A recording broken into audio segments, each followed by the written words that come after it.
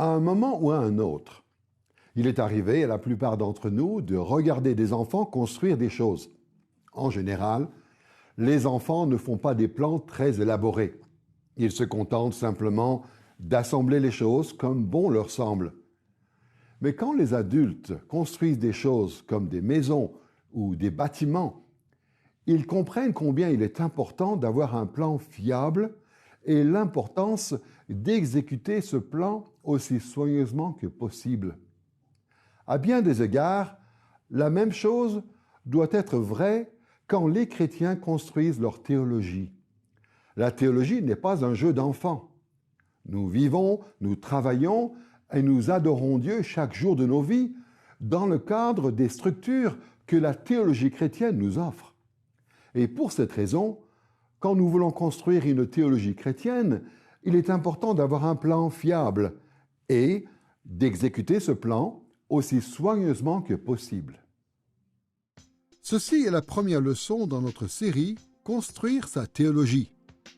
Dans cette série, nous allons explorer certaines instructions de base que nous devons suivre pour construire une théologie de manière responsable, c'est-à-dire une théologie qui honore Dieu et qui contribue à l'avancement de ses plans dans nos vies. Cette leçon est intitulée « Qu'est-ce que la théologie ?» En répondant à cette question, nous allons aborder des éléments essentiels que nous devons garder à l'esprit quand nous étudions et mettons en pratique les principes de la théologie chrétienne dans nos vies. Notre leçon va se diviser en 3 parties principales. Nous allons d'abord considérer les définitions de la théologie. Nous allons ensuite explorer les buts de la théologie. Nous allons enfin aborder les thèmes de la théologie. Commençons par définir ce que nous entendons par le terme théologie. Les chrétiens parlent tellement souvent de théologie qu'on pourrait penser qu'ils sont tous d'accord sur le sens de ce terme. Mais au fil des siècles, d'éminents théologiens ont mis en avant différents concepts de la théologie chrétienne. Le mot en lui-même vient de la philosophie grecque ancienne, avant l'époque de Jésus. Mais en fait, il n'apparaît jamais dans les Écritures. Ce mot ne se trouve pas dans la Septante, l'ancienne traduction grecque de l'Ancien Testament. Et il n'apparaît pas non plus dans le Nouveau Testament. Cela s'explique probablement par le fait que le mot théologie avait des connotations païennes que les premiers croyants ne pouvaient accepter. Les chrétiens ont malgré tout commencé à adopter le terme théologie peu de temps après l'époque du Nouveau Testament, et ce mot, théologie, fait aujourd'hui partie du vocabulaire chrétien que nous utilisons régulièrement.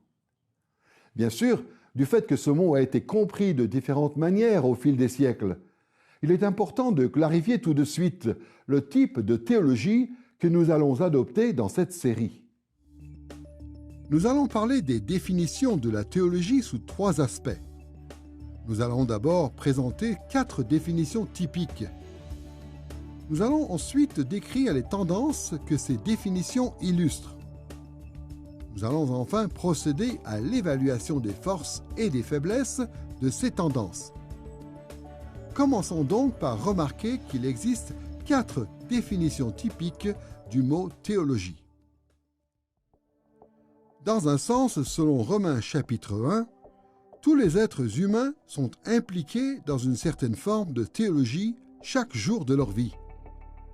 Dans ce chapitre, Paul explique que, depuis le début, les attributs invisibles de Dieu et ses exigences morales ont été révélés aux hommes dans la création.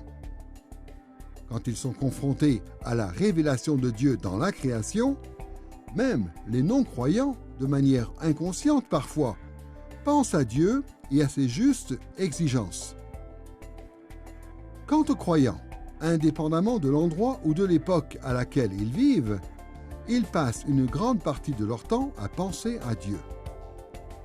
Mais dans cette série, nous allons nous concentrer davantage sur la théologie en tant que tâche formelle, tâche accomplie par des gens qui fournissent des efforts concertés et bien avisés pour faire de la théologie une discipline d'étude.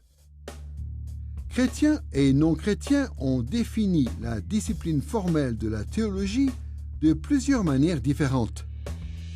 Mais pour les besoins de notre étude, nous allons simplement nous contenter de donner un aperçu des définitions typiques proposées par 4 théologiens chrétiens respectés: Thomas d'Aquin, Charles Hodge, William Ames et le théologien contemporain John Frame. Considérons d'abord comment Thomas d'Aquin a défini la théologie.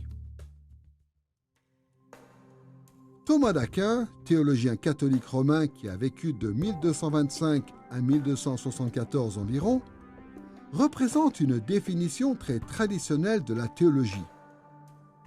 Ces perspectives théologiques se sont formées à partir des pratiques de certains théologiens qui ont vécu avant lui, et ces opinions continuent d'influencer les théologiens dans plusieurs branches de l'Église encore aujourd'hui. Thomas est une très grande source d'inspiration pour moi, car il nous montre comment aborder, d'un côté, les textes sacrés de l'Écriture, les enseignements du christianisme et le désir d'être fidèle à ces enseignements. Et, en même temps, toutes les informations, toutes les données, toutes les études, mais aussi tous les mouvements de la philosophie et de la science en général. Thomas est connu pour être quelqu'un qui a synthétisé les choses en réunissant la pensée aristotélicienne et la pensée chrétienne, ce qui était considéré comme impossible à l'époque. Aristote avait été quelque peu oublié, puis il a été réintroduit dans le monde occidental grâce aux Arabes, qu'il avait traduit en latin pour que tout le monde puisse le lire à nouveau. Et quand Aristote a été redécouvert, un petit vent de panique a soufflé sur la chrétienté, car tout le monde a reconnu que c'était un génie. Il était vraiment brillant. Il avait écrit sur tout, enfin je veux dire, vraiment sur tout. Et puis, troisièmement, il semblait que tout ce qu'Aristote disait était en décalage avec le christianisme et pouvait donc, d'une certaine manière, discréditer le christianisme. Puis arrive Thomas, qui prend cette philosophie très au sérieux, tout en maintenant son orthodoxie.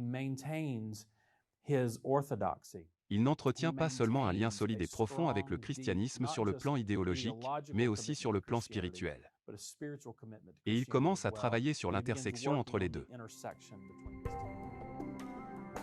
Dans la première partie, la première question et l'article 7 de sa célèbre somme théologique, Thomas qualifie la théologie de doctrine sacrée et la définit comme une science unifiée dans laquelle toutes choses sont considérées sous l'angle de Dieu, soit parce que ces choses sont Dieu lui-même, soit parce qu'elles font référence à Dieu. Deux dimensions de cette définition méritent une attention toute particulière. Remarquons d'abord que Thomas définit la théologie en tant que science. Dans le contexte de l'époque, Thomas ne fait pas référence à la science dans le sens moderne du terme. Il utilise plutôt le mot science dans un sens plus ancien et plus large, une quête intellectuelle ou savante.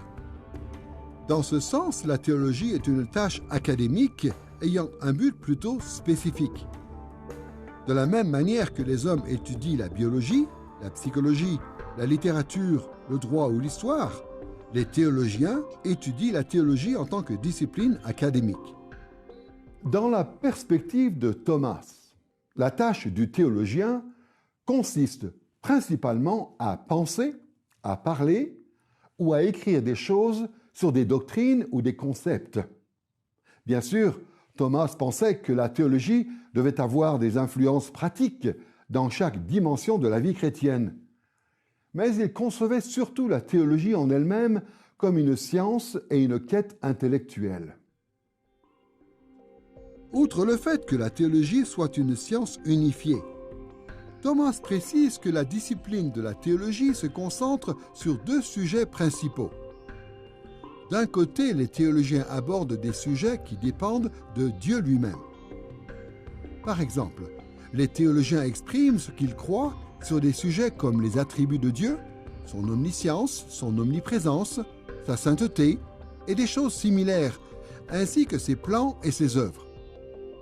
On appelle souvent ces sujets, ainsi que d'autres thèmes, l'étude de la théologie à proprement parler, théologie dont Dieu lui-même est l'objet étudié. D'un autre côté, pour Thomas, la discipline de la théologie correspond aussi à l'étude d'autres sujets qui font référence à Dieu. Dans les autres disciplines, on discute souvent de ces sujets sans faire référence à Dieu, mais les théologiens les étudient par rapport à Dieu. Par exemple, l'eschatologie, l'étude des derniers temps, est un sujet important dans le cadre de ce que nous appellerons la théologie générale. Et de la même manière, les enseignements chrétiens au sujet de la nature humaine, du mal et du péché, de la rédemption et d'autres sujets similaires appartiennent tous à la catégorie de la théologie même, si ce n'est pas de la théologie à proprement parler. En gardant à l'esprit la définition typique de Thomas, considérons maintenant un point de vue similaire développé par le théologien protestant Charles Hodge, qui a vécu de 1797 à 1878. Bien qu'il y ait de nombreuses différences entre les théologiens protestants et leurs homologues catholiques romains, dans l'ensemble, les théologiens protestants n'ont pas beaucoup changé la définition de base de la théologie. Dans l'introduction de sa théologie systématique, chapitre 2, section 1, Charles Hodge de Princeton définit la théologie comme suit. La science des faits de la révélation divine, dans la mesure où ces faits concernent la nature de Dieu et notre relation avec lui. Dans ce chapitre, nous voyons que la définition de Hodge est très similaire à celle de Thomas. Thomas et Hodge décrivent tous les deux la théologie en tant que science. Comme Thomas, Hodge considère principalement la théologie comme une discipline académique. En fait, il va même jusqu'à utiliser les méthodes des sciences naturelles ou physiques de son temps comme modèle à suivre pour les théologiens. Écoutons la façon dont Hodge compare la théologie aux sciences naturelles dans l'introduction de sa théologie systématique, chapitre 1, section 1. La Bible n'est pas plus un système théologique que la nature est un système chimique ou mécanique.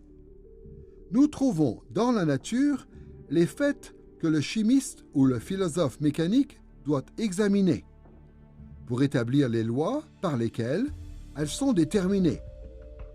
La Bible contient donc les vérités que le théologien doit recueillir, authentifier, arranger et exposer dans leurs relations internes les unes avec les autres. Charles Hodge était un homme des années 1800 et, à cette époque, le mot science était utilisé plus généralement qu'il ne l'est aujourd'hui. Pour le lecteur moderne, le concept de théologie, en tant que science, semble assez dissonant, car on associe la science aux sciences dures. Mais dans les années 1800, la science était constituée d'un corpus de connaissances organisées et systématiques qui se concentrait sur un domaine d'étude particulier. Hodge commence donc à écrire sa théologie systématique en faisant référence aux sciences de son époque, telles que l'histoire, la science ou la géographie. Aujourd'hui, personne n'associerait ces disciplines à des sciences, mais à l'époque, ces matières étaient considérées comme des sciences. À cette époque, la science et la méthode scientifique avaient accompli tellement de choses au siècle précédent qu'elles étaient très estimées, en tant que méthode, pour acquérir une certaine connaissance. Mais en plus de tout ça, Hodge voulait insister sur le fait que la théologie correspond à l'organisation des faits et non pas à une simple accumulation de faits. Ainsi, comme en astronomie, les astronomes ne se contentent pas de regarder des corps célestes et d'établir une liste de faits sur ces corps, mais ils essayent d'organiser ces faits en un système cohérent. C'est ça l'astronomie. En théologie, les théologiens considèrent les faits de la Bible, mais ne se contentent pas d'établir une liste de faits bibliques. Ils tiennent compte de ces faits et les organisent en un système pour qu'on puisse apprécier le fait que tous ces faits sont liés entre eux. Pour Hodge, la tâche des théologiens, c'est de considérer la Bible un peu comme un scientifique considère la nature. Leur rôle consiste à réunir, analyser et organiser les faits de l'Écriture. Hodge croit aussi que la théologie doit s'appliquer à la vie chrétienne. Mais, comme Thomas, Hodge ne pense pas que ce soit le point central de la théologie formelle. il a plutôt tendance à laisser l'application de la Bible entre les mains des pasteurs, limitant ainsi le véritable travail de la théologie formelle aux universitaires et aux spécialistes. Outre le fait qu'Hodge décrit la théologie en tant que science, il affirme aussi qu'il y a deux grands sujets en matière de théologie. D'abord, la nature de Dieu et ensuite, notre relation avec lui. Cette double division de la théologie est similaire à la distinction que fait Thomas entre la théologie à proprement parler et la théologie générale. Après avoir considéré les définitions typiques de la théologie proposées par Thomas d'Aquin et Hodge, considérons un troisième point de vue qui nous sera sans doute utile. William Hammes, puritain influent ayant vécu de 1576 à 1633, définit le rôle de la théologie de manière remarquablement différente. Dans la première partie de son livre « The Mirror of Theology », Hammes écrit que la théologie doit se concentrer sur la doctrine ou l'enseignement qui nous apprend à vivre pour Dieu. Quand on lit les écrits de Hammes, il est évident que ces positions reflètent des perspectives théologiques traditionnelles. Comme il l'indique, la théologie est une doctrine ou un enseignement, la quête intellectuelle des idées. Mais il est intéressant de remarquer qu'il ne parle pas de théologie en tant que science. Il minimise plutôt le lien étroit entre la théologie et les autres disciplines académiques suggérées par le vocabulaire utilisé par Thomas et Hodge. Au lieu de parler de science, il associe l'essence de la théologie, le point le plus central de la théologie, au fait de vivre pour Dieu. Thomas et Hodge, dans une certaine mesure, se concentrent sur la théologie en tant que collection de faits et d'idées. Mais pour Hammes, le but de tout effort théologique implique le fait de vivre pour servir Dieu. Au lieu de limiter la théologie à une quête principalement intellectuelle et factuelle, Hammes adopte une perspective expérientielle ou, comme le disent les puritains, expérimentale sur la théologie. Selon Hammes, la dimension la plus importante de la théologie se concentre sur la panoplie complète de la vie du croyant devant Dieu. En gardant à l'esprit les points de vue de Thomas, de Hodge et de Hammes, considérons maintenant une quatrième définition typique proposée par le théologien contemporain John Frame. Au chapitre 3 de son livre « La doctrine de la connaissance de Dieu », Frame définit la théologie comme l'application de la parole de Dieu dans tous les domaines de la vie d'une personne. Dans un autre passage, Frame affirme que la théologie implique la quête intellectuelle de l'enseignement et de la doctrine chrétienne. Mais dans ce passage, Frame insiste sur le fait que la théologie consiste en l'application de la parole de Dieu dans tous les domaines de la vie. Pour Frame, la théologie ne consiste pas simplement à réfléchir à un ensemble de questions traditionnelles et relativement académiques. Comme Hammes, Frame considère plutôt la théologie en tant qu'application. Le fait d'appliquer les Écritures dans tous les domaines de la vie est le cœur de toute œuvre théologique chrétienne. La théologie peut vraiment prendre deux directions différentes. Elle peut aller dans le sens de la recherche académique, ce qui est sans doute légitime et important. Mais elle peut aussi aller dans le sens de l'application pratique. Ce qui est notamment intéressant, c'est que les gens ont tendance à choisir entre ces deux options et à les opposer. Au sein de l'Église, comme on insiste à juste titre sur l'application pratique, on ne veut pas simplement connaître des informations, mais on veut savoir comment ces informations s'appliquent dans nos vies. Cette démarche est appropriée, légitime, et il s'agit finalement du but ultime de cette théologie, le fait d'aimer Dieu, de l'adorer et de lui obéir dans ce monde. Quand on insiste sur ce point, on peut dire, pourquoi la théologie académique aurait-elle une quelconque importance pour nous ? Mais en fait, cette théologie est importante parce qu'elle peut nous aider à rester honnêtes. La réalité, c'est qu'on ne peut pas lire les Écritures, essayer de les appliquer dans nos vies et dire, voilà ce que c'est la théologie et voilà comment ça marche concrètement dans la vie. Mais que faire si l'on se trompe? Que faire si l'on dit des choses qui sont tout simplement erronées sur le plan historique, biblique et linguistique? La discipline académique est un moyen sophistiqué de dire qu'il s'agit d'une manière légitime de faire de la théologie. Une autre façon de voir les choses, ce dont on parle parfois en tant que théologien, consiste à dire qu'une bonne théologie est une théologie publique, ouverte à la critique, ouverte aux remarques parce qu'on veut s'assurer qu'on n'adore pas une idole mais le Dieu vivant, et que cette bonne théologie peut donc façonner nos vies. La théologie doit donc inclure l'application, mais il est approprié d'être rigoureux et prudent dans nos réflexions. Comme nous venons de le voir, toutes les définitions typiques de la théologie ont des points communs. Mais elles reflètent aussi deux accents ou tendances dans le domaine de la théologie formelle.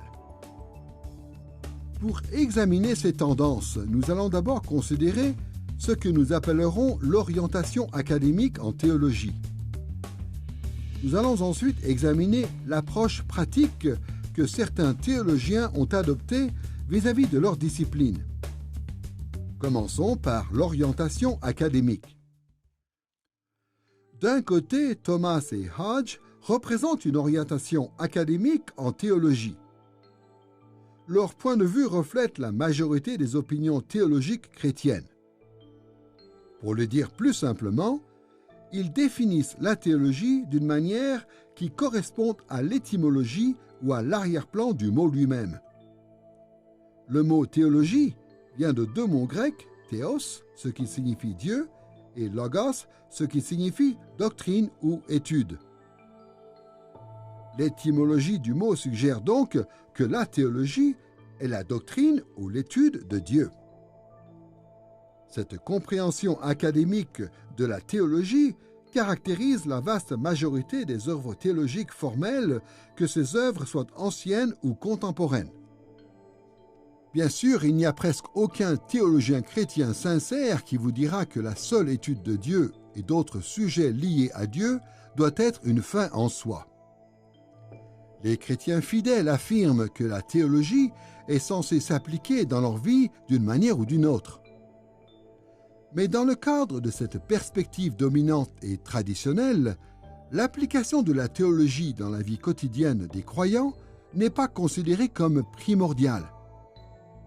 Il s'agit plutôt d'un effort secondaire qu'on appelle souvent théologie pratique, que l'on entreprend après avoir réglé des questions particulières et académiques en matière de théologie formelle. Par conséquent, la théologie formelle peut souvent s'exercer sans que l'on attache beaucoup d'importance à la vie ordinaire. Ça reste un domaine dans lequel seulement une poignée de gens doués sur le plan académique peuvent s'impliquer à un niveau relativement élevé. Ainsi, une sorte de culture de l'expertise intellectuelle se développe en théologie.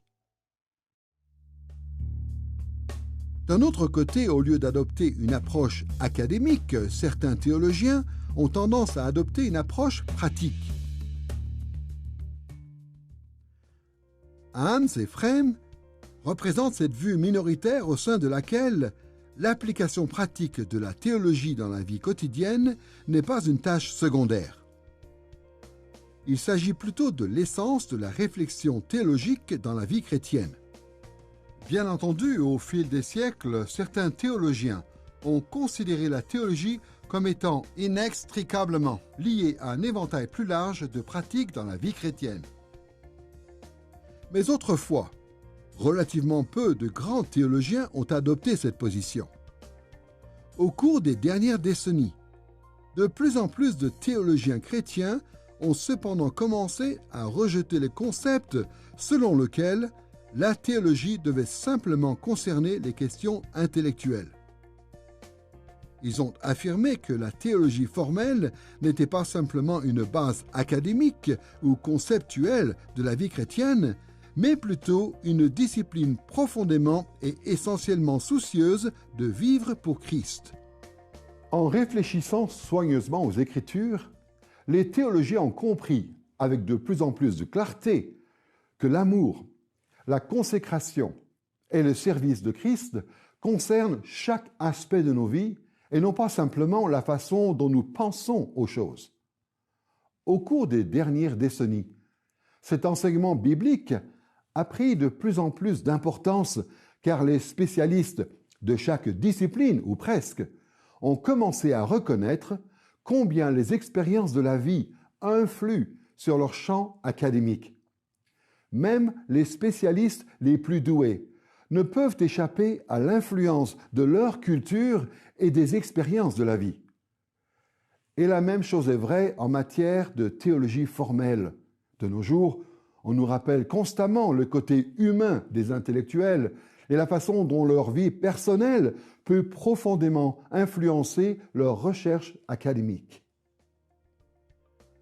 Par exemple, les scientifiques et les professionnels de santé, dont on pensait autrefois qu'ils étaient purement objectifs, sont maintenant considérés comme des gens ordinaires. On remet souvent en question leurs opinions, ce qui aurait été inimaginable il y a quelques décennies. Et de la même manière, l'Église reconnaît aujourd'hui plus clairement que, quelle que soit l'intelligence des théologiens, ce sont de simples mortels. Ils ont beau prétendre être des observateurs objectifs, leurs points de vue sur les faits sont profondément influencés par leur expérience de la vie. On accorde ainsi beaucoup moins d'importance aux démarches théologiques purement académiques et, en contrepartie, on accorde beaucoup plus d'importance à la nécessité de l'application. Jusqu'à présent, nous avons abordé 4 définitions typiques de la théologie et de 2 tendances importantes qu'elle représente. Revenons maintenant en arrière pour proposer quelques évaluations de ces tendances. Nombreux sont ceux qui, parmi nous, ont déjà entendu l'expression « Notre plus grande force peut être aussi notre plus grande faiblesse ». Et nous savons tous ce que cela veut dire. Nos croyances, nos attitudes et nos actions peuvent avoir beaucoup de valeur pour nous. Mais si l'on n'y prend pas garde, ces choses peuvent aussi nous faire beaucoup de mal. À bien des égards, les orientations académiques et pratiques en matière de théologie apportent de nombreux bienfaits, mais ces orientations sont aussi potentiellement dangereuses. C'est pourquoi nous devons prendre quelques instants pour évaluer ces 2 orientations théologiques. Au cours de notre évaluation, nous allons considérer les avantages et les inconvénients de l'orientation académique et de l'orientation pratique dans le cadre de la discipline théologique formelle. Commençons par l'orientation académique. Le plus gros avantage ou la plus grande force des approches académiques en matière de théologie, c'est qu'elles mettent en valeur l'un des dons les plus merveilleux que Dieu ait accordé à l'humanité, nos capacités rationnelles. Dans la mesure où Dieu a accordé aux hommes des capacités intellectuelles, il s'attend à ce que les théologiens exercent ces capacités quand ils recherchent des vérités théologiques. Tout au long de l'Écriture, les sages sont honorés quand ils mettent leurs capacités intellectuelles au service de Dieu. La Bible nous montre que la sagesse consiste à réfléchir à ce qui est vrai et à formuler un ensemble de croyances cohérents à partir de ces quêtes rationnelles. Par exemple, Salomon était considéré comme sage parce qu'il utilisait ses capacités pour réfléchir à certaines questions. Écoutons le concert de louanges qui est donné en l'honneur de Salomon dans 1 Roi, chapitre 4, versets 29 à 31. Dieu donna à Salomon une sagesse exceptionnelle, une très grande intelligence et une large ouverture d'esprit qui le fit s'intéresser à des questions aussi nombreuses que les grains de sable au bord de la mer. Il surpassait tous les autres. Aussi, sa renommée se répandit parmi tous les peuples voisins. De la même manière, dans la Bible, la littérature de la sagesse appelle constamment les croyants à développer et utiliser leurs capacités rationnelles. Dans sa grâce, Dieu s'est généralement révélé à nous de tellement de manières différentes qu'on peut en fait comprendre qui il est et ce qu'il attend de nous, parfois en écoutant ce que les gens disent dans leurs prédications ou en lisant les Écritures. Donc ça, c'est la base. Cela ne signifie pas qu'on n'a pas besoin d'utiliser nos facultés intellectuelles pour comprendre la foi chrétienne. Si l'on prend l'exemple de Paul quand il rencontre les philosophes dans Actes chapitre 17, il utilise ses capacités intellectuelles pour les convaincre à propos de ce qu'il croit.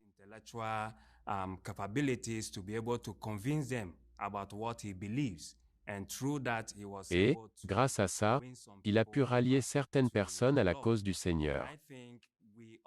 Et je pense qu'on doit utiliser nos facultés intellectuelles pour comprendre la foi chrétienne. D'abord, pour comprendre Dieu et ce qu'il a révélé de lui-même, afin d'avoir une relation sérieuse avec lui.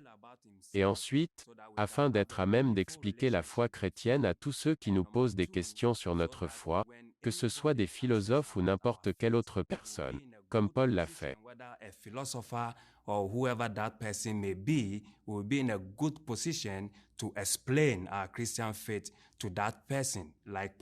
Je pense donc qu'il est très important d'utiliser nos facultés intellectuelles ou le don de la raison que Dieu nous a accordé, pour être capable de comprendre notre foi chrétienne.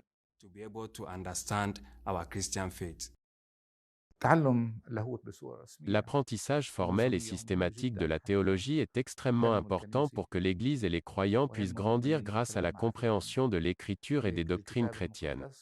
En général, l'Église ne couvre pas ces sujets. Et nous devons former des gens qui pourront étudier la parole de Dieu et l'enseigner aux autres. Et ceci afin de créer une génération capable de porter le message et la profondeur de ce message, qui consiste à enseigner la parole de Dieu aux autres, par le biais de leur formation, de l'évangélisation, de la relation avec l'Église, et surtout la relation entre l'Église et la société.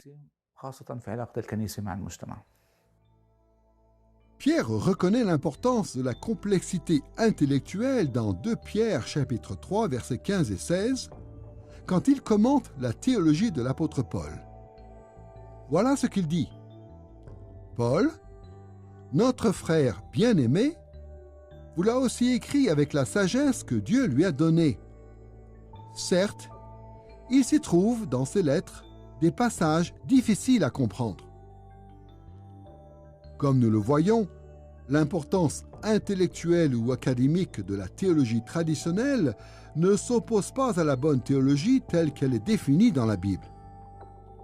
Au contraire, une réflexion rigoureuse est l'une des grandes forces de la théologie traditionnelle. Cependant, même si les orientations académiques sont importantes en matière de théologie, nous devons toujours être conscients des dangers qu'elles représentent.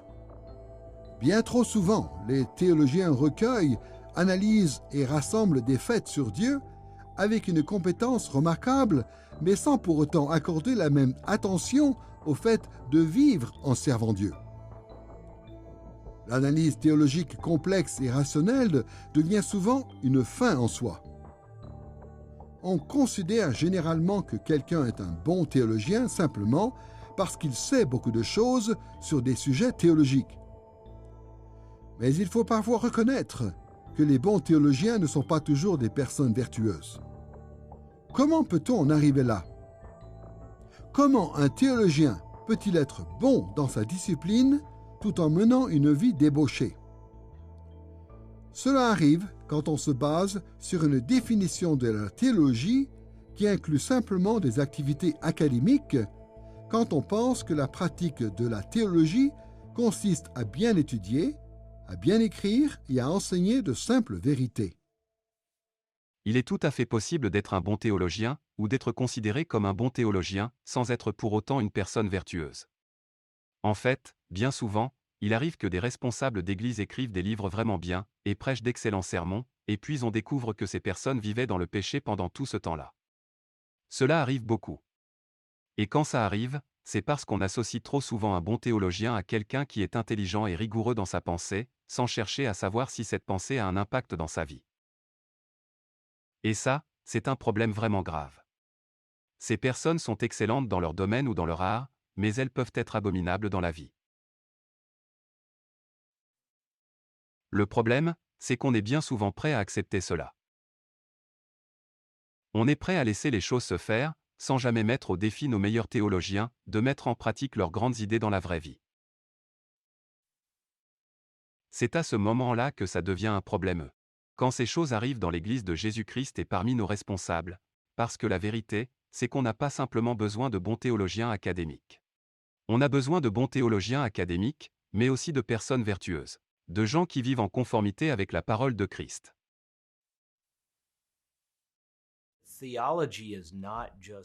La théologie, ce n'est pas simplement une connaissance intellectuelle. La théologie, c'est une connaissance qui informe à la fois nos cœurs et nos vies.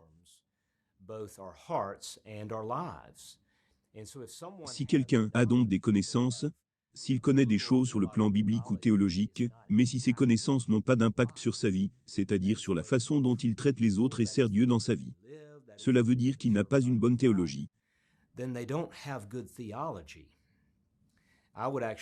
Je pense même que ce n'est pas de la théologie du tout, parce que le but de la théologie, c'est d'appliquer les Écritures dans notre vie. Je dirais donc pour finir, que celui que l'on considère comme un bon théologien, mais qui ne se comporte pas bien, n'est finalement pas un bon théologien.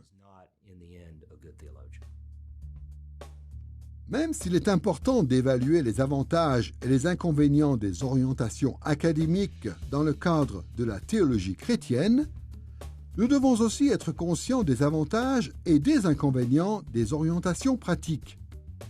Quel regard porter sur le consensus de plus en plus répandu, selon lequel la théologie doit être plus directement liée à la vie?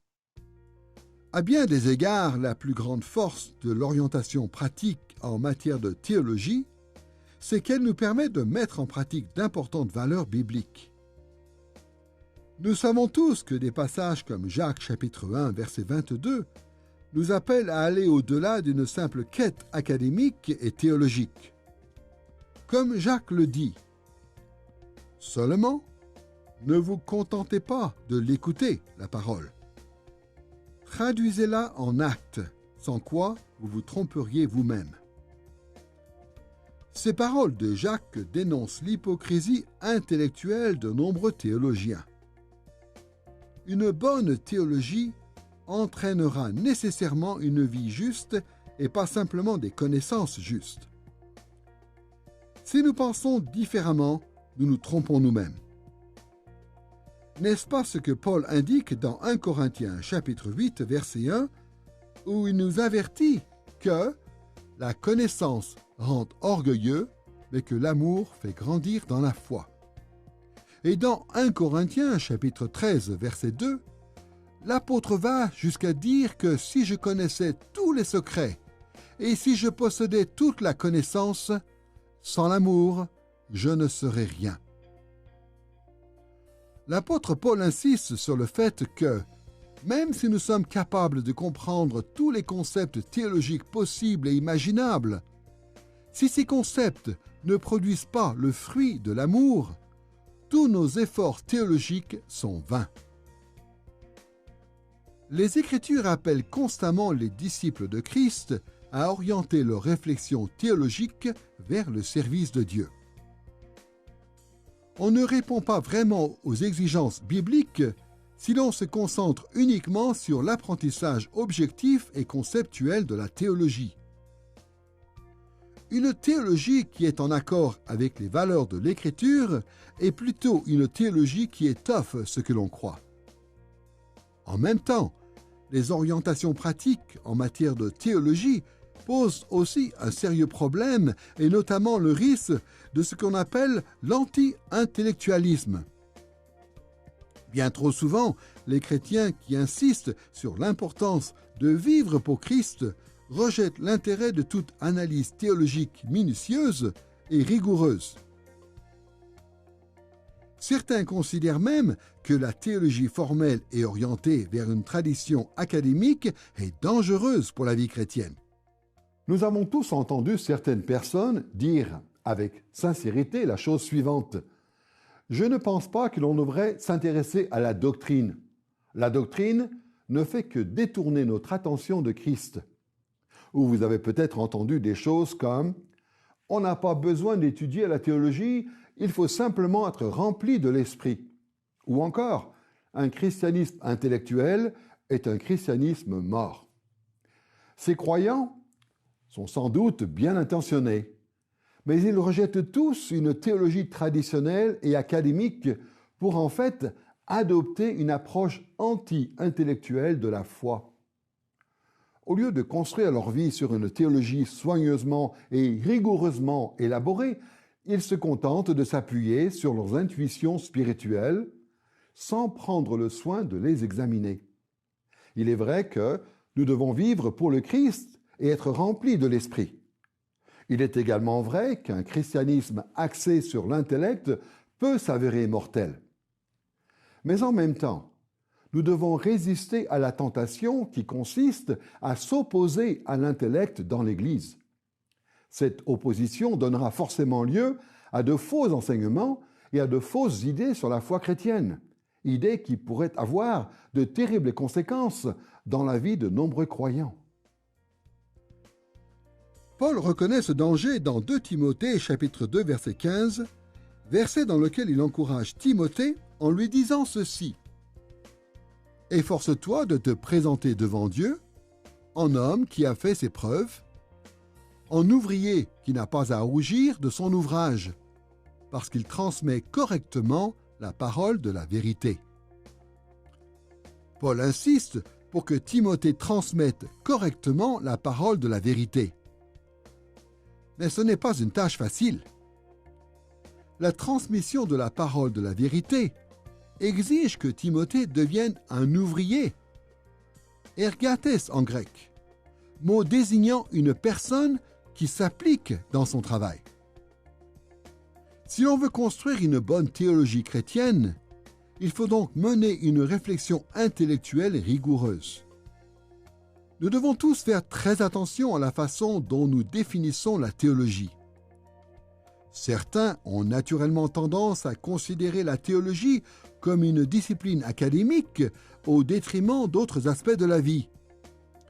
D'autres ont tendance à considérer que la théologie est une discipline essentiellement pratique au détriment des questions intellectuelles. Pour éviter ces deux extrêmes, nous devons reconnaître les forces et les faiblesses de ces deux points de vue.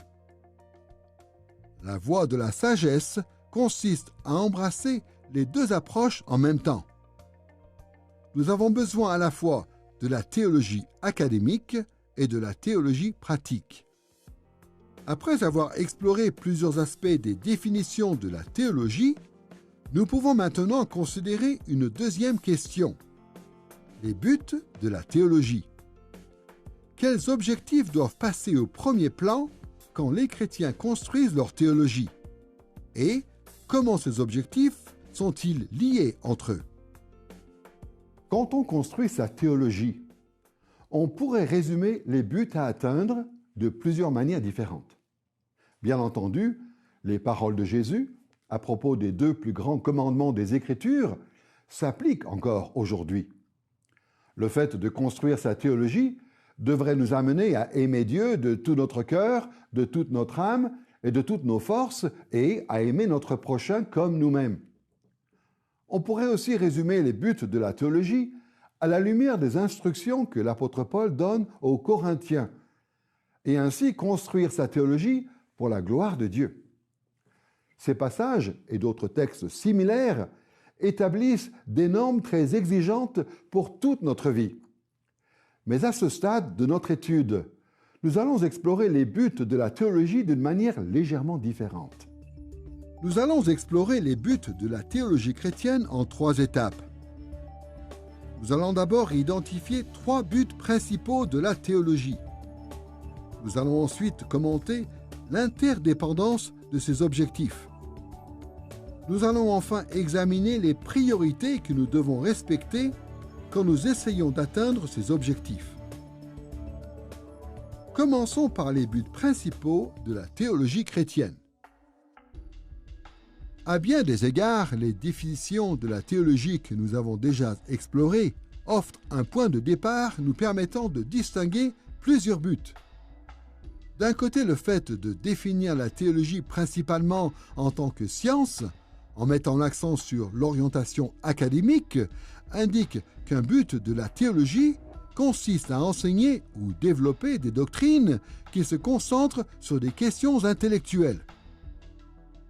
D'un autre côté, le fait de définir la théologie en tant que discipline pratique indique qu'un autre but consiste à développer des enseignements ou des doctrines qui se concentrent sur des questions plus générales concernant toute notre vie en Christ. Nous allons nous baser sur ces deux orientations pour parler de trois objectifs principaux en matière de théologie. Nous allons d'abord considérer ce que nous appelons souvent l'orthodoxie. Nous allons ensuite explorer ce que certains théologiens récents appellent l'orthopraxie. Nous allons enfin parler d'un but essentiel que l'on oublie souvent en théologie chrétienne formelle, l'orthopathos. Commençons en précisant ce que nous entendons par orthodoxie. Le mot orthodoxie est parfois utilisé pour identifier des branches particulières de l'Église, comme les églises orthodoxes du christianisme oriental. Mais dans cette leçon, nous allons utiliser ce terme dans son sens générique pour faire simplement référence au fait de bien penser ou de penser correctement. Le but de l'orthodoxie consiste à enseigner des doctrines conformes à la vérité. Quelle que soit notre dénomination ou notre Église, quand on construit sa théologie, on s'intéresse d'une manière ou d'une autre à la vérité de ce que l'on croit.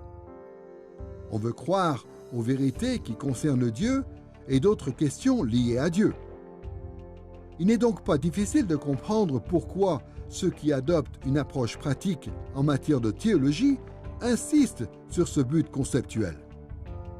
Les théologiens ont raison de vouloir faire de l'orthodoxie l'un des buts principaux de leur travail. Aujourd'hui, à une époque où les gens communiquent rapidement et se déplacent dans le monde entier, nous rencontrons des religions différentes presque tous les jours. Cette situation sème la confusion dans l'esprit de beaucoup de gens qui ne savent plus ce qu'il faut croire. Il y a même plusieurs théologiens chrétiens qui se demandent si l'on peut être vraiment sûr des vérités traditionnelles que l'on affirme dans le cadre de sa propre foi. Outre les influences déroutantes provenant de l'extérieur de la communauté chrétienne, il est aussi difficile de trouver des chrétiens qui, au sein même de l'Église, comprennent et s'accordent sur certaines doctrines essentielles. En dépit de ces tendances actuelles, il faut réaffirmer que le développement de perspectives orthodoxes, un ensemble de saines doctrines, comme nous les appellerons, devrait être l'un des buts principaux de la théologie. Nous devons toujours nous rappeler qu'à l'époque de Jésus, il y avait beaucoup de religions et même des différences théologiques parmi les Juifs. Mais en dépit des défis lancés par cette diversité, Jésus insiste sur l'importance de l'orthodoxie. Jésus a en effet passé une grande partie de son ministère terrestre à corriger les erreurs de ses contemporains et à transmettre à ses disciples les vérités en lesquelles ils devaient croire. Il a affirmé sans hésitation que ses disciples devaient rechercher la vérité. Écoutons ce que dit Jésus quand il prie pour ses apôtres dans Jean chapitre 17, verset 17. « Consacre-les par ta vérité, ta parole est la vérité. » Jésus était très soucieux d'enseigner la saine doctrine. Aujourd'hui, beaucoup croient qu'il est possible d'être sanctifié, mis à part pour le service de Dieu, sans pour autant connaître les bons concepts de la théologie. Mais Jésus prie pour que les apôtres soient sanctifiés par la vérité de la parole de Dieu.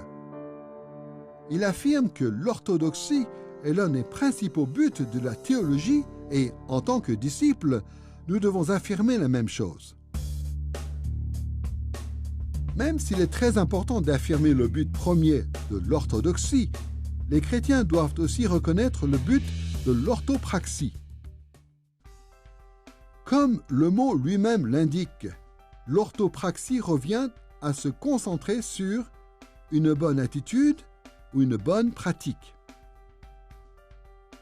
Au cours des dernières décennies, ce terme a été mis en avant dans de nombreuses discussions théologiques, surtout parmi ceux qui adoptent une approche pratique en matière de théologie. On se souvient de William Hans, qui décrit l'essence de la théologie en tant que doctrine consistant à vivre pour Dieu. L'un des aspects d'une vie vécue pour Dieu, c'est la façon dont on pratique ou dont on se comporte. Il ne suffit pas simplement de penser correctement à certains concepts théologiques. Il faut aussi mettre ces concepts en pratique. Nous pensons spécifiquement à certains comportements. Par exemple, en théologie, nous apprenons que nous devons prier, évangéliser, adorer, servir les autres et donner généreusement aux pauvres. Mais le fait d'apprendre ces choses et d'autres vérités ne suffit pas à construire une théologie chrétienne digne de ce nom. Ces vérités doivent se traduire par des actes concrets, par l'orthopraxie. La relation entre théologie et orthopraxie, ou la façon dont cette théologie se manifeste dans nos vies, est en partie cruciale parce que cela ne concerne pas seulement ce que l'on croit, mais la façon dont ce que l'on croit se manifeste dans nos vies. On pourrait prendre l'exemple de l'Église primitive et des gnostiques, pour qui il était extrêmement important de croire ce qui était vrai, de comprendre les secrets de Dieu, de sa parole et de l'identité de Jésus. Mais comment ces croyances se manifestaient dans la vie des croyants n'était pas important, parce que toutes les choses liées à ce monde et à cette terre sont accidentelles. Pour eux, à aucun moment, le comportement lié à ce que l'on croit n'a une quelconque importance. Mais ce n'est pas du tout ce que le Christ enseigne. Dans ses enseignements, dans les écrits qui se trouvent dans tout le reste du Nouveau Testament, et dans tout l'Ancien Testament, Dieu dit à son peuple, « Vous êtes mon peuple, et, en tant que tel, vous êtes mes émissaires dans le monde, parce que nous avons cette relation. La façon dont vous vous comportez reflète votre relation avec moi. » Il y a donc un lien inextricable entre ce que l'on croit, la façon dont on se comporte et la façon dont ces croyances se manifestent dans nos vies, que ce soit dans le ministère de ceux qui sont appelés à être responsables d'une Église et à guider leurs brebis, ou même dans la vie de ceux qui, dans l'Église, vivent leur foi dans le cadre du ministère auquel Dieu les a appelés sur leur lieu de travail, dans leur vie quotidienne ou à l'école. Il y a une relation absolument essentielle entre ce que l'on croit et la façon dont cela se manifeste dans nos vies. Malheureusement, les évangéliques sont confrontés à d'énormes défis quand il s'agit de conserver l'intérêt qu'ils portent au but théologique de l'orthopraxie. D'abord, les gens à l'extérieur de l'Église nous bombardent constamment de mensonges consistant à dire qu'il n'y a pas d'absolus moraux, qu'aucun comportement n'est particulièrement bon ou mauvais. Beaucoup d'entre nous sont fatigués à force de résister au courant de notre culture et d'insister sur le fait qu'il y a bel et bien une bonne et une mauvaise façon d'agir. Mais même au sein de l'Église, une partie de notre réticence à faire de l'orthopraxie vient du fait qu'en tant que chrétiens, nos efforts passés ont échoué. L'Église a commis de nombreux péchés au nom de la vérité. Quand on étudie l'histoire de l'Église, on constate que certains comportements horribles ont été cautionnés par des raisonnements théologiques très sérieux. Le fait que des croyants et même des chrétiens sincères aient utilisé leur théologie pour justifier toutes sortes de péchés sordides est une triste réalité historique. Mais en dépit de ces difficultés, l'orthopraxie reste cruciale, car la façon dont nous vivons est toujours importante aux yeux de Dieu. Nos bonnes comme nos mauvaises actions auront un impact sur nos récompenses éternelles. Les bonnes œuvres que nous pratiquons peuvent aussi être un moyen que Dieu utilise pour servir nos frères chrétiens. En adoptant la bonne attitude, il est toujours possible d'être de bons témoins du Christ dans un monde incrédule. C'est pour ces raisons, entre autres, que l'orthopraxie doit demeurer un but essentiel de la théologie. Nous devons cependant être prudents à plusieurs niveaux. Notre attitude doit être caractérisée par l'humilité et l'amour à chaque instant. Et il ne faudrait pas réduire la vie chrétienne à de simples actions. L'Écriture enseigne clairement que personne ne peut mériter son salut en faisant de bonnes œuvres. Ceci dit, la théologie ne doit jamais se contenter d'exactitudes théologiques. Elle doit aussi s'intéresser à l'enseignement et à la pratique de bonnes œuvres. Écoutons ce que dit Jacques dans Jacques chapitre 2 verset 19, où l'auteur nous met en garde contre la quête de l'orthodoxie sans orthopraxie.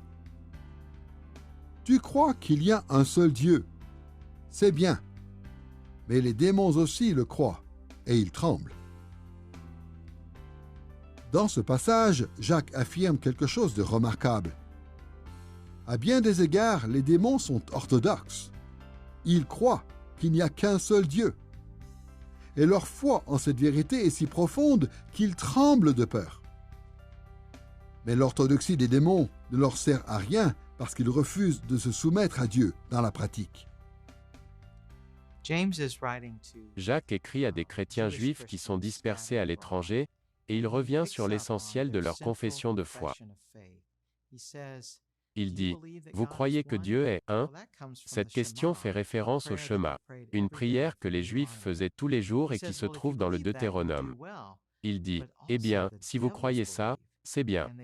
Mais les démons croient aussi et ils tremblent. » Quelle est donc la différence entre le fait de croire comme les démons et la foi qui veut vraiment dire quelque chose, la foi qui sauve véritablement et qui crée une relation avec Dieu?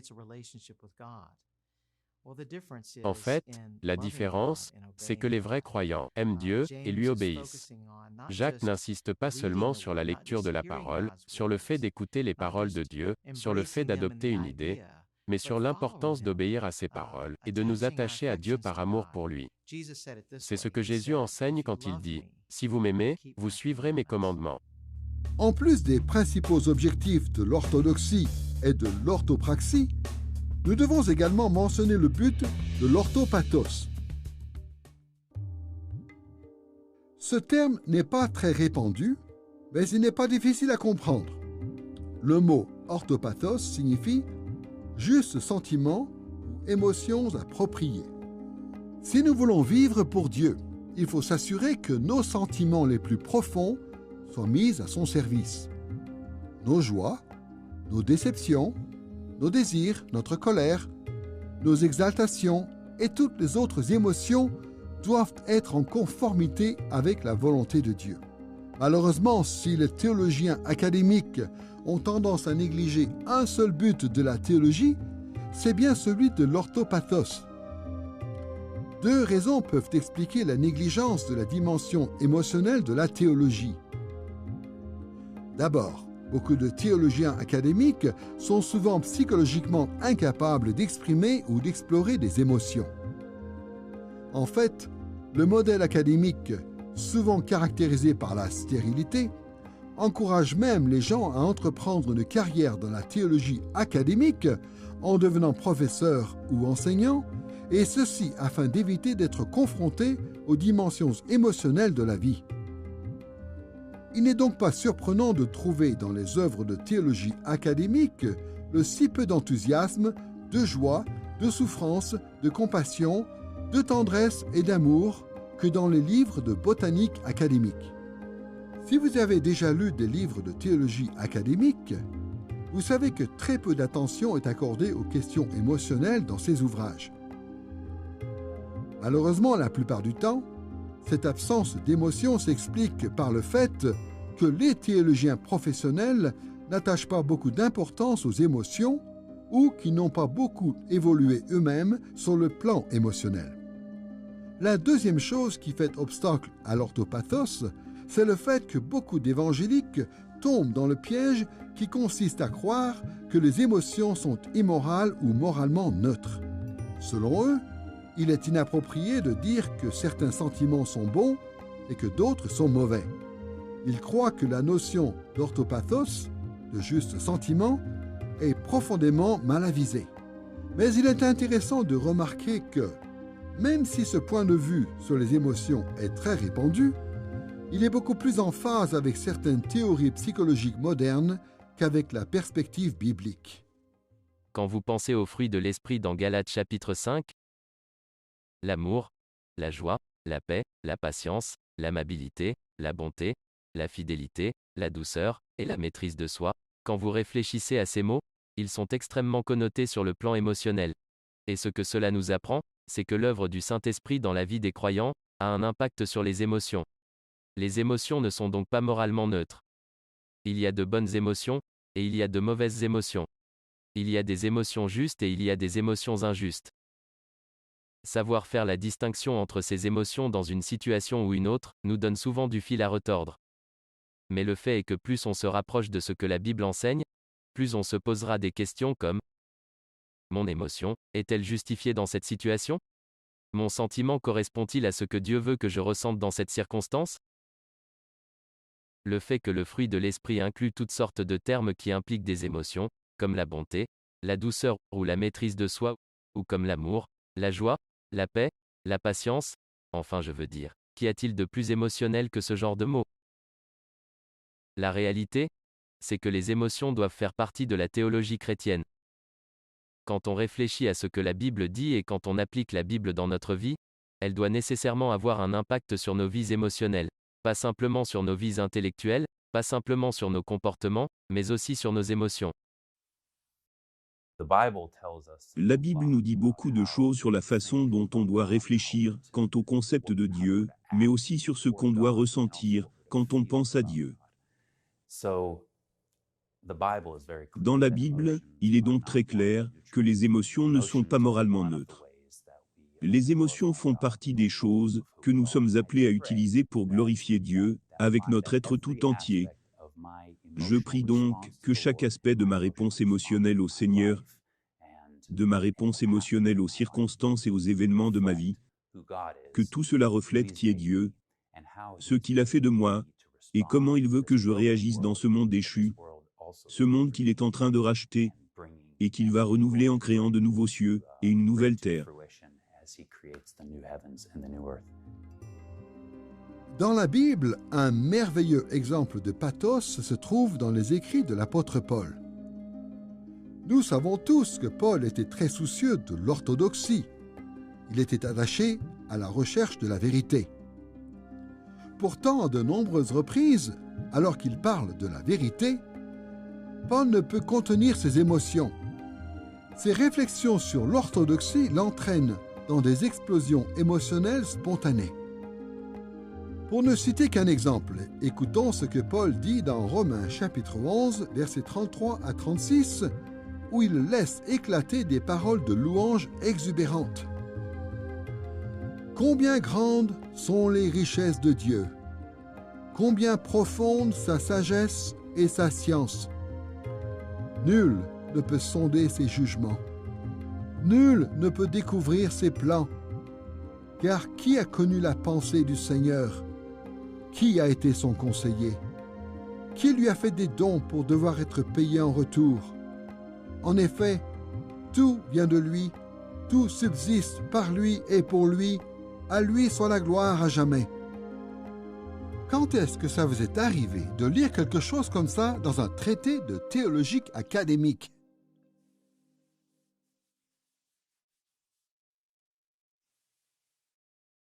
Dans les 11 premiers chapitres, l'Épître aux Romains parle de la profondeur de l'essence divine et de ce qu'il a fait. Dans chaque chapitre, Paul ajoute quelque chose de plus, si bien que, quand on arrive au chapitre 11, à la fin du chapitre, l'apôtre exprime toute la grandeur de ce qu'il connaît à propos de Dieu. Quand on connaît Dieu de cette manière, comme c'est le cas de Paul, quand on connaît sa compassion, son amour, sa justice, sa bonté et sa puissance, on ne peut s'empêcher de l'adorer avec notre être tout entier, physique et spirituel,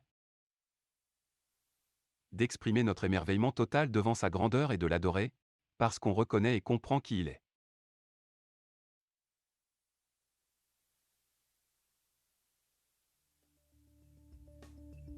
Maintenant que nous avons identifié 3 objectifs principaux de la théologie, faisons quelques remarques sur leur interdépendance. Cette interdépendance est l'une des raisons pour lesquelles nous ne pouvons pas ignorer ces objectifs.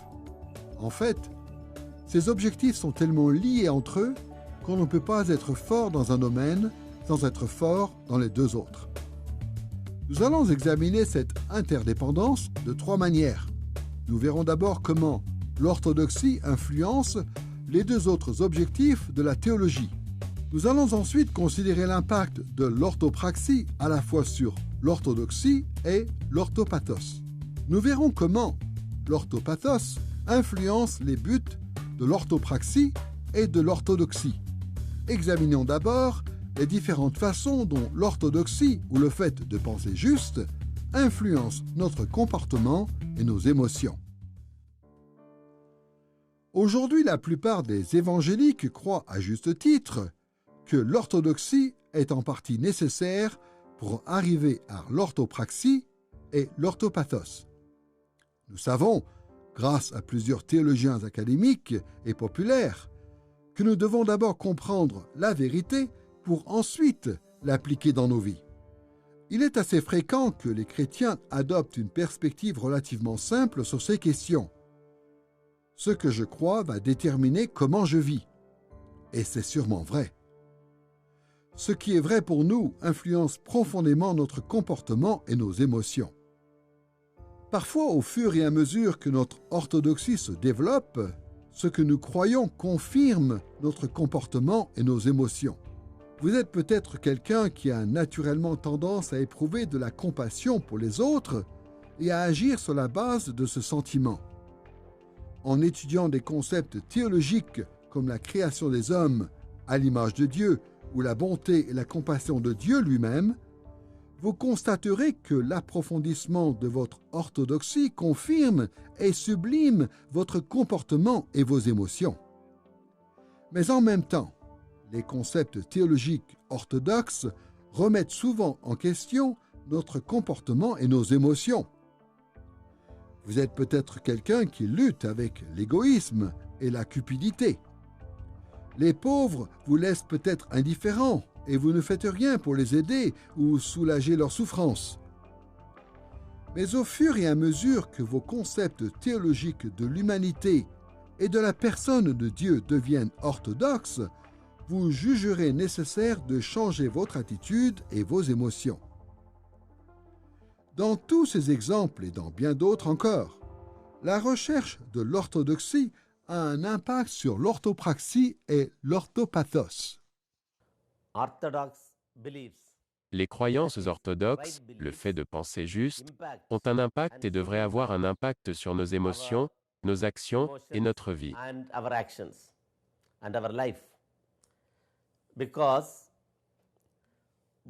Parce que ce que l'on croit devrait s'exprimer dans nos vies. Et on n'est pas seulement appelé à vivre pour être transformé dans nos pensées, mais aussi dans nos émotions. Ce que l'on croit devrait donc informer nos vies. Les informations qui sont les nôtres, en vertu de nos croyances, de la grâce de Dieu et de l'œuvre du Saint-Esprit, sont censées nous transformer. Et finalement nous former pour que nos émotions soient vraiment en accord avec la volonté de Dieu et pour que nos actions soient aussi conformes à sa volonté, qui est révélée dans sa parole.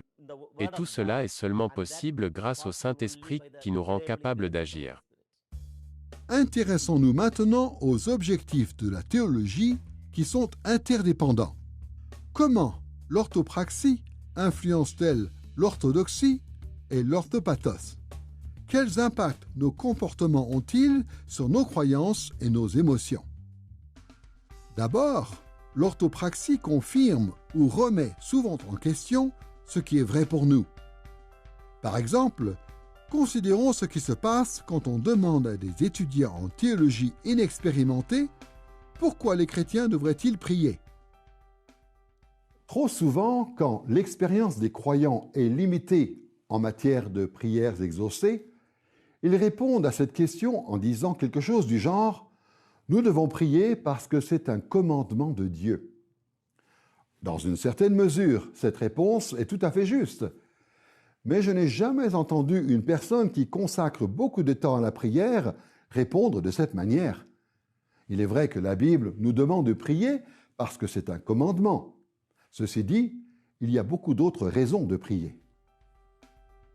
Quand les croyants ont plus d'expérience en matière de prière, ils sont souvent capables de discerner plus clairement toutes sortes de raisons pour lesquelles Dieu nous invite à prier dans la Bible. On prie parce que Dieu est digne de nos prières. On prie parce qu'on en a besoin. On prie parce qu'en fait, comme Jacques le dit dans Jacques chapitre 5 verset 16, « Quand un juste prie, sa prière a une grande efficacité. »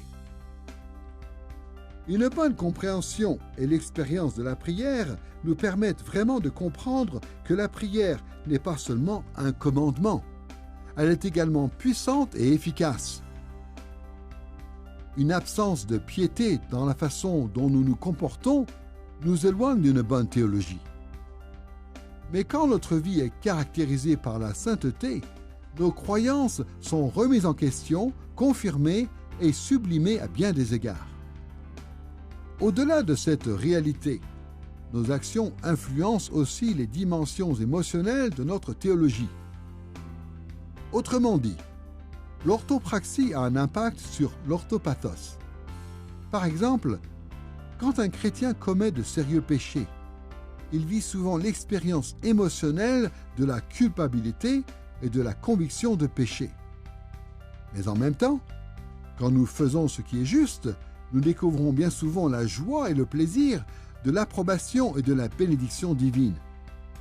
Par expérience, nous savons tous que les sentiments de honte et de tristesse, de confiance et de calme, de joie et d'enthousiasme résultent souvent de notre comportement. On a récemment traversé une crise dans l'institution pour laquelle je travaille en tant que président du conseil d'administration. Certaines personnes issues de l'extérieur et d'autres religions, avec des intérêts personnels, ont essayé de semer la zizanie au sein de l'institution. L'une de nos options aurait pu consister à faire des compromis. Mais on est resté ferme et on a décidé de faire ce qui est juste, sans faire de compromis, ce qui aurait pu créer une fausse paix. Dieu a honoré le fait qu'on se batte pour lui et il nous a délivrés de tous nos ennemis, ce qui a entraîné une grande joie qui a dynamisé toute la communauté. Comme nous l'avons vu, l'orthodoxie, le fait de rester fidèle à de vrais concepts théologiques, a un impact sur ce que l'on fait et ce que l'on ressent. Quant à l'orthopraxie, le fait de se comporter comme la vérité l'exige, elle a une influence sur ce que l'on ressent et ce que l'on croit. Jetons maintenant un dernier coup d'œil à l'interdépendance de ces objectifs. Quelle est l'influence de l'orthopathos, le fait d'avoir des émotions positives et de bien se comporter, sur ce que l'on croit et ce que l'on fait? Par expérience, je pense que tout le monde comprend que la façon dont on réfléchit à certaines choses a un impact sur nos émotions. Il est aussi facile de comprendre que quand on fait certaines choses, cela a aussi un impact émotionnel. Mais on oublie parfois de réfléchir à la façon dont les émotions servent d'appui, à la façon dont on pense et dont on se comporte. Et quand on fait de la théologie chrétienne, il est très important de ne pas perdre de vue le sens de cette influence. Prenons l'exemple suivant pour mieux comprendre les choses. Ce que je veux dire, c'est que quand on est découragé, par exemple, on n'est pas très motivé pour se plonger dans des idées compliquées.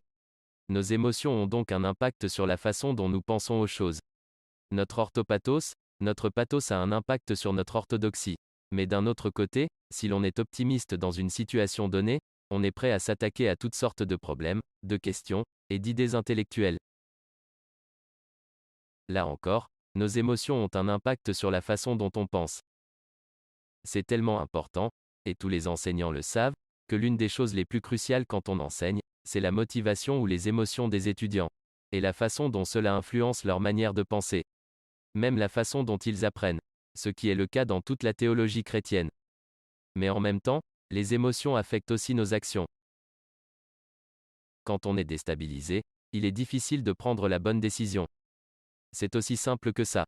Et c'est vrai que, quand les chrétiens font de la théologie chrétienne, et quand ils commencent à tirer les enseignements de la Bible pour leur orthopraxie, la façon dont ils vivent ou dont ils se comportent, s'ils sont fatigués, déstabilisés ou découragés, ils ne vont pas avoir assez d'énergie pour prendre la bonne décision. Mais le revers de la médaille, c'est que si l'on est encouragé, cela veut dire que quelque chose est arrivé. Et cela nous a permis de nous sentir bien et forts. On constate alors qu'on fait ce qu'on doit faire plus facilement. Je pense simplement que c'est très important pour nous, parce que, même dans la Bible, quand le Seigneur appelle son peuple à lui obéir, il lui dit pourquoi il doit obéir, et le motive donc à l'obéissance. Il l'appelle à se réjouir et à réfléchir aux bonnes choses qui sont arrivées ou aux choses terribles qui ont eu lieu. Et cet impact émotionnel les amène ensuite à obéir à Dieu. Même s'il est important de comprendre que nos émotions sont affectées par la façon dont on pense et dont on agit, il est donc tout aussi important de comprendre que nos émotions ont un impact sur la façon dont on pense et dont on se comporte. Tout ceci est donc crucial dans le processus qui consiste à étudier la théologie chrétienne. Les meilleurs exemples d'orthopathos se trouvent pour la plupart dans les psaumes. À maintes reprises, les émotions des psalmistes font évoluer leurs pensées et leurs actions dans un sens ou dans l'autre. Par exemple, quand un auteur se sent abandonné, la façon dont il exprime sa pensée orthodoxe se concentre principalement sur les épreuves qu'il traverse et la façon dont sa foi en Dieu englobe ses souffrances. Écoutons le psaume 13, versets 1 à 4 et la façon dont la tristesse du psalmiste le pousse à poser des questions théologiques déroutantes. Il demande « Jusqu'à quand, ô Éternel, m'oublieras-tu sans cesse? Jusqu'à quand seras-tu loin de moi? Regarde, Éternel mon Dieu, réponds-moi. » De la même manière, les émotions de certains psalmistes influencent aussi leurs actions. Quand ils se sentent délaissés, certains psalmistes ne restent pas passifs ou les bras croisés. Non, ils pleurent en abondance et tombent malades.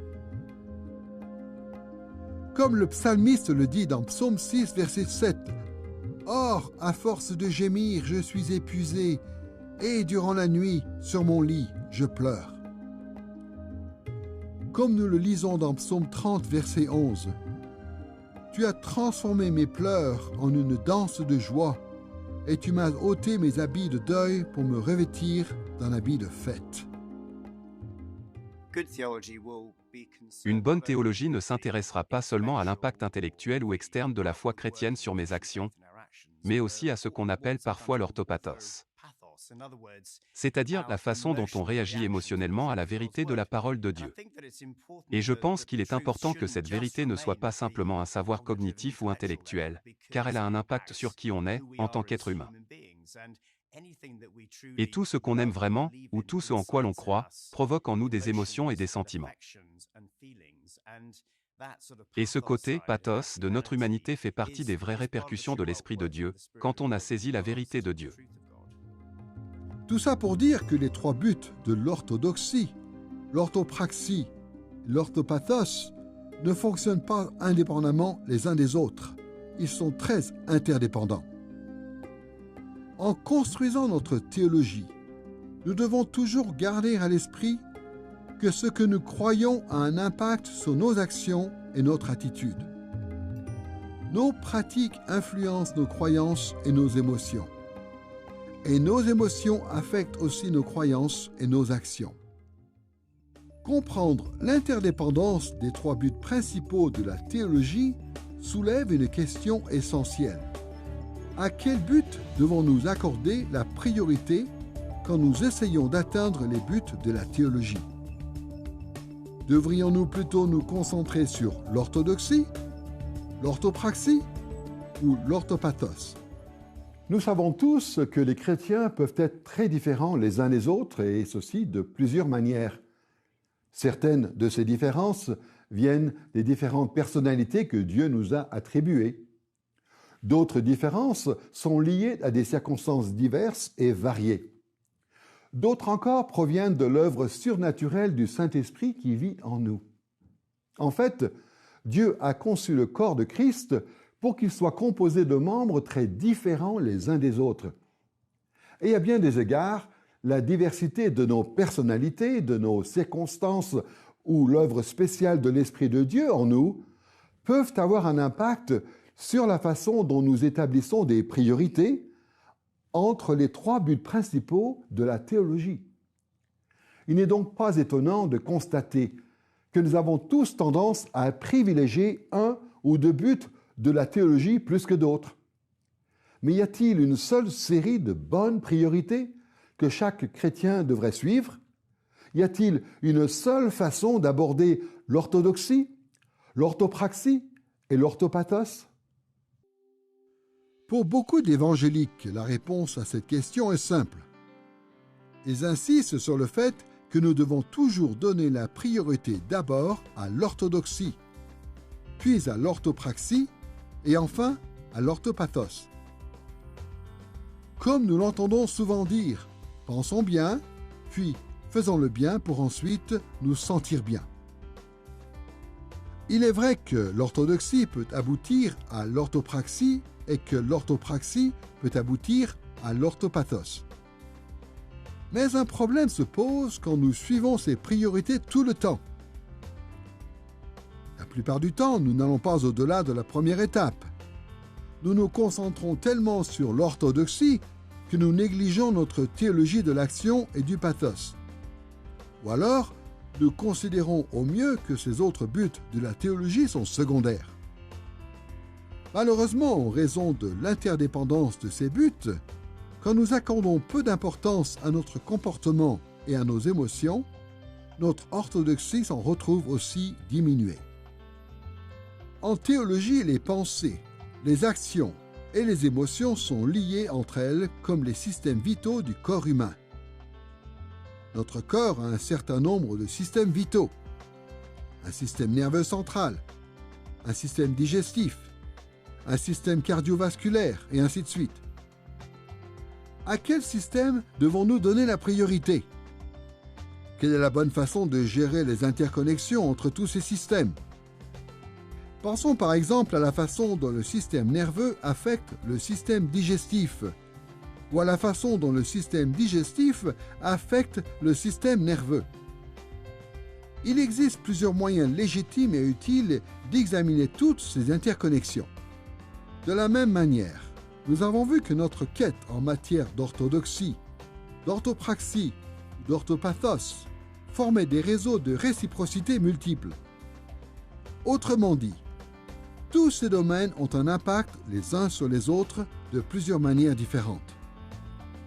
Au lieu d'être linéaires dans leurs relations, ils sont multilinéaires ou réciproques au point qu'il n'est pas toujours possible de privilégier une priorité. Il est vrai que nous devons bien penser pour faire ce qui est bien et nous sentir bien. Mais parfois, nous devons aussi faire ce qui est bien pour bien penser et bien se sentir. Et parfois, nous devons même nous sentir bien pour bien penser et bien agir. Le Saint-Esprit guide son peuple vers les buts de la théologie de plusieurs manières différentes. Je dirais que la relation entre orthodoxie, orthopraxie et orthopathos est au cœur d'une compréhension chrétienne de la personne humaine, de la rédemption et de la conformité à l'image de Christ.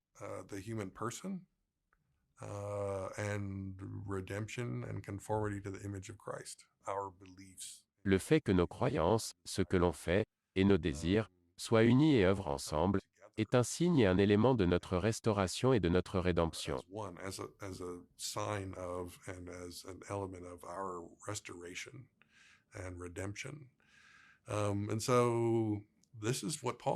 Et c'est donc cela, selon Paul, qui constitue un but fondamental et un produit de l'Évangile.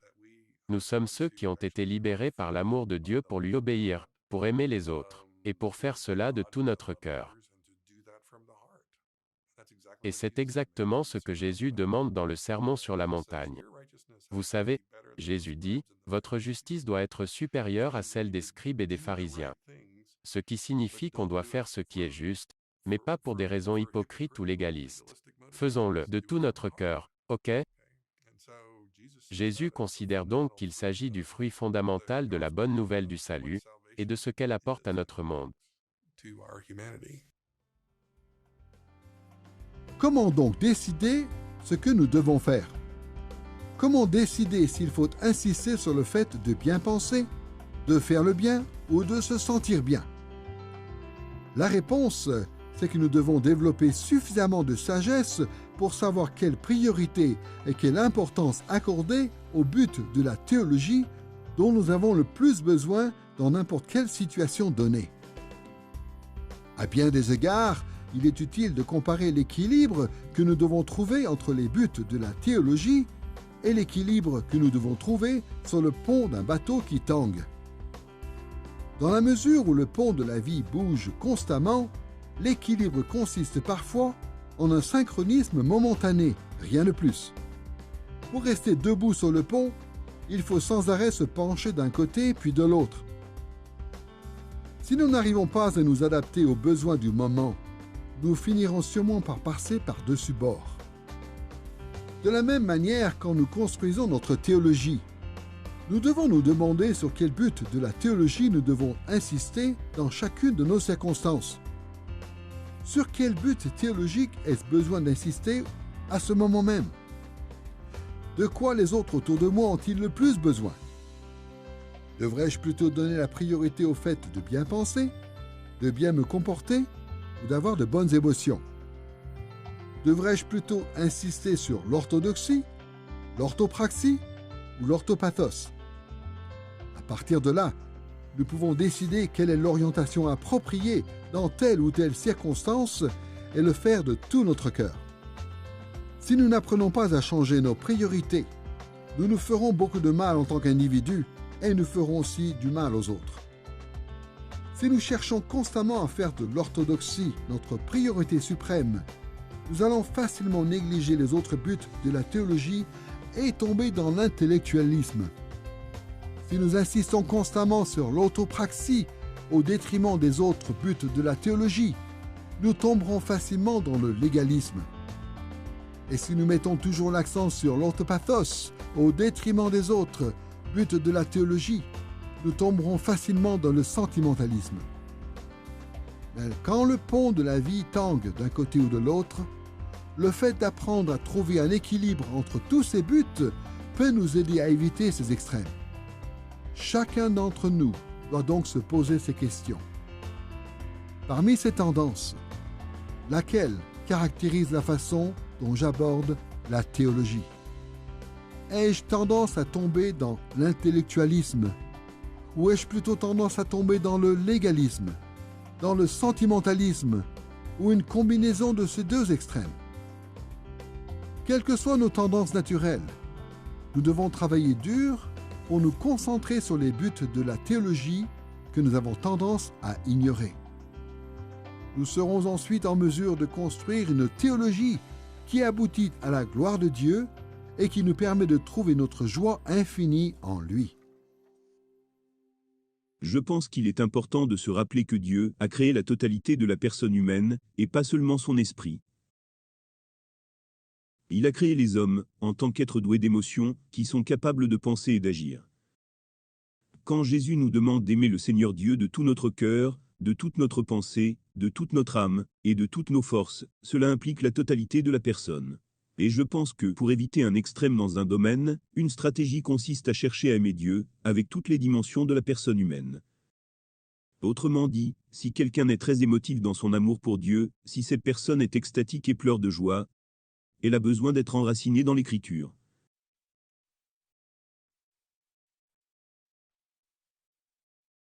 Dans 1 Corinthiens 14, Dieu nous dit par l'intermédiaire de Paul qu'il n'est pas un Dieu de désordre, mais un Dieu de paix, et que, là où l'Esprit de Dieu règne, il y a un certain ordre dans le culte de l'Église.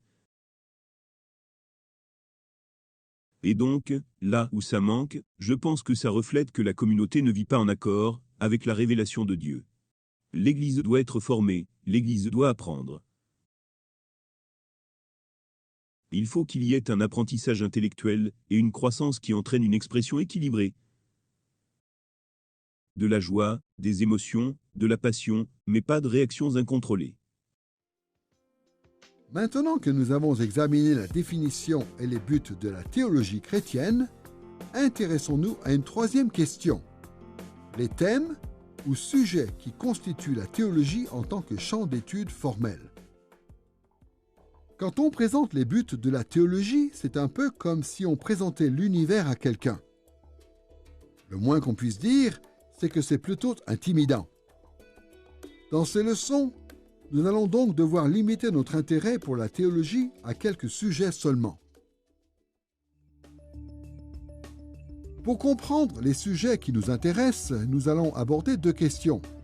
D'abord, les nombreuses options des théologiens, et ensuite les choix que nous allons faire dans ces leçons. Considérons d'abord les options qui attendent tous ceux qui s'aventurent dans l'étude formelle de la théologie. Quand les gens se plongent dans l'étude de la théologie de façon très sérieuse, ils sont souvent débordés par le champ très vaste de cette étude. On pense généralement que la théologie couvre une longue liste de sujets. Au cours des 2 millénaires de la foi chrétienne, un certain nombre de thèmes ont occupé l'esprit de ceux qui accordent beaucoup d'attention à la théologie. Certes, la liste des différents sujets diffère d'une branche de l'Église à une autre, mais il y a suffisamment de similarités pour identifier un certain nombre de catégories majeures de la théologie. L'étude de la théologie inclut généralement certains thèmes relativement pratiques comme la mission, l'évangélisation, l'apologétique ou la défense de la foi, le culte, les œuvres de miséricorde, la relation d'aide et la psychologie, l'homilétique ou la prédication. L'étude de la théologie inclut aussi un large éventail de sujets plus théoriques ou abstraits comme la sotériologie ou la doctrine du salut, l'ecclésiologie ou la doctrine de l'Église, l'anthropologie ou la doctrine de l'homme, la pneumatologie ou la doctrine du Saint-Esprit, la christologie ou la doctrine du Christ, la théologie à proprement parler ou la doctrine de Dieu, l'eschatologie ou la doctrine des derniers temps, la théologie biblique ou la théologie de l'histoire du salut telle qu'elle est rapportée dans la Bible, la théologie systématique ou l'organisation logique de l'enseignement biblique, la théologie historique ou les origines du développement des doctrines dans l'histoire de l'Église, l'herméneutique ou l'interprétation. En général, la théologie traditionnelle académique se concentre principalement sur ces thèmes en les considérant du point de vue de l'orthodoxie ou de la bonne façon de réfléchir à ces questions. Un cours de théologie typique sur n'importe lequel de ces thèmes se concentrera sur l'importance de bien comprendre ces concepts en s'assurant que tout le monde pense correctement. Certains cours de théologie se concentrent parfois sur l'importance d'acquérir des compétences. Normalement, les cours consacrés au culte, à l'évangélisation, à l'aide psychologique et à l'homilétique, la prédication, s'intéressent beaucoup aux dons et à l'orthopraxie. Malheureusement, il n'est pas très fréquent que les cours de théologie se concentrent sur l'orthopathos ou sur les dimensions émotionnelles de la théologie, et ce même quand l'homilétique est enseignée. Pourtant, comme nous l'avons vu dans cette leçon, une approche plus adéquate de la théologie exige que l'on approfondisse notre intérêt dans l'ensemble de ces 3 directions. On comprend donc mieux pourquoi la tâche qui attend les étudiants en théologie est colossale. Dans chaque domaine de la théologie, il y a d'innombrables directions à prendre.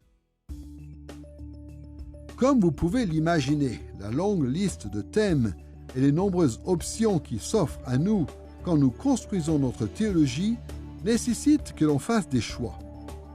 Nous devons choisir les sujets et les thèmes sur lesquels nous allons insister.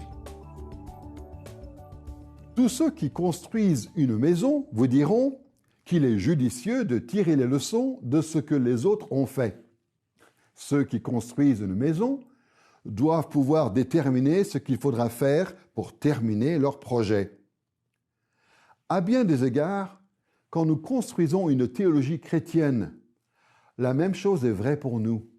Il est toujours judicieux de tirer les leçons de ce qu'ont fait les autres disciples de Christ avant nous. Il y a beaucoup de choses à apprendre des thèmes qu'ils ont identifiés, et de la façon dont ils ont traité de ces sujets. Mais en même temps, chacun d'entre nous doit déterminer ce qu'il devra faire pour construire sa propre théologie, une théologie qui permet de faire toujours plus de progrès au service de notre Dieu. Les nouveaux étudiants en théologie font face à un grave danger. Ils peuvent être en effet submergés par le nombre de sujets théologiques et leur complexité. En fait, le champ de la théologie est tellement vaste que beaucoup d'étudiants ne peuvent pas faire grand-chose si ce n'est d'apprendre des données de base de ces sujets. Par conséquent, les étudiants se retrouvent dans une situation où ils se concentrent presque exclusivement sur l'orthodoxie parce qu'ils n'ont pas le temps d'explorer les autres dimensions. Dans ces leçons, nous voulons éviter d'être débordés par ce large éventail de sujets théologiques. Au lieu d'essayer de présenter une encyclopédie théologique dans sa totalité, nous allons simplement nous limiter à quelques sujets choisis. Au fur et à mesure de notre étude, nous allons nous concentrer sur les aspects de la théologie que nous qualifierons de questions théologiques pastorales. Ce que nous entendons par là, c'est un ensemble de croyances, de pratiques et de pathos qui concernent plus directement les pasteurs et les responsables d'Église. Nous allons nous poser des questions comme « Comment ceux qui sont formés pour devenir responsables dans l'Église doivent-ils aborder l'étude de la théologie ? Que doivent-ils savoir ? Que doivent-ils faire ? Et que doivent-ils ressentir théologiquement ? Fort heureusement, nous n'avons pas besoin d'inventer des réponses à ces questions. L'Église a déjà montré la voie dans plusieurs directions différentes. Au fur et à mesure que l'éducation théologique s'est développée au fil des siècles, un consensus a émergé parmi une grande variété de dénominations dans le monde entier. Aujourd'hui, il y a un consensus général sur le genre de sujets qui doivent être couverts dans le cadre de la formation des responsables de l'Église. Quand il s'agit de savoir quels thèmes théologiques sont importants pour permettre aux responsables chrétiens de grandir, on peut penser à n'importe quel sujet. Tout d'abord, la Bible, de l'Ancien au Nouveau Testament, concerne principalement le royaume de Dieu et sa Sainte Alliance. Il y a aussi les thèmes traditionnels de la théologie systématique, comme la théologie à proprement parler, la christologie, la pneumatologie, l'anthropologie, l'eschatologie, et ainsi de suite. Il y a bien entendu des thèmes qui sont encore plus pertinents, comme la théologie pratique et l'histoire de l'Église. Pour quelqu'un comme moi qui se concentre particulièrement sur le développement des responsables d'Église, j'insiste sur le fait qu'ils doivent savoir comment évangéliser, prier, et avoir le don d'enseignement. L'évangélisation, par exemple, ne consiste pas simplement à enseigner les foules. Un responsable d'Église doit former des disciples comme Jésus l'a fait pour les apôtres. L'ampleur de la tâche dont il est question ici est très grande. Un programme typique de faculté de théologie est souvent divisé en 3 parties principales qui ressemblent à peu près à ça. La division biblique, la division doctrinale et historique et la division pratique. Ces 3 divisions représentent les principaux moyens que le Saint-Esprit utilise pour guider l'Église dans le développement de l'éducation théologique de ses responsables. Examinons chacun de ces domaines en commençant par la division biblique. La partie biblique se divise normalement en études de l'Ancien Testament et du Nouveau Testament. Les domaines étudiés dans le cadre de ce programme se concentrent sur l'Écriture et exposent les futurs responsables d'Église à une interprétation responsable de la Bible. La partie doctrinale et historique se divise souvent en histoire de l'Église et théologie systématique. L'histoire de l'Église se concentre sur la façon dont Dieu a contribué au développement de la théologie, alors que le corps de Christ a lutté contre les pensées du monde de différentes manières et à différentes époques. La théologie systématique expose les étudiants à la façon dont l'Église a organisé l'enseignement de la Bible en partie logique et systématique. Enfin, la partie pratique attire notre attention sur le développement spirituel et personnel des étudiants et des compétences pratiques en matière de ministère, comme la prédication ou l'évangélisation. En progressant dans cette série de leçons, nous allons reconnaître l'importance des contours de ces divisions théologiques. Dans notre recherche théologique, nous allons étudier la façon dont chacun de ces domaines de la théologie fonctionne et comment ces domaines collaborent entre eux. Nous allons aussi garder à l'esprit nos 3 buts théologiques en étudiant chaque partie. Nous allons non seulement nous concentrer sur l'orthodoxie, mais aussi sur l'orthopraxie et l'orthopathos. Nous allons ainsi œuvrer en vue de construire une théologie chrétienne bien réfléchie. Dans cette leçon, nous avons exploré la question la plus fondamentale que nous pouvons nous poser en nous aventurant dans l'étude de la théologie, à savoir, qu'est-ce que la théologie? Nous avons abordé 3 aspects de cette question: les définitions de la théologie, les buts de la théologie et les thèmes de la théologie. C'est le privilège et la responsabilité de tout disciple de Christ de construire sa théologie. Et comme nous l'avons vu dans cette leçon, la construction formelle d'une théologie présente à la fois des défis et des opportunités. Nous devons veiller à éviter d'emprunter des chemins qui pourraient nuire à notre façon de penser, d'agir et même d'éprouver des émotions dans la vie chrétienne. Nous devons aussi faire tout ce qui est en notre pouvoir pour construire une théologie qui mette en valeur la façon dont nous pensons, dont nous agissons et dont nous nous sentons en tant que serviteurs de Christ. Les questions que nous avons abordées dans cette leçon sont tellement fondamentales qu'elles auront un impact sur toute cette série de leçons consacrées à la construction d'une bonne théologie. Et par la grâce de Dieu, nous serons mieux équipés pour construire une théologie qui honore le Christ et qui contribue à l'avancement de son royaume dans nos vies personnelles et dans l'Église du monde entier.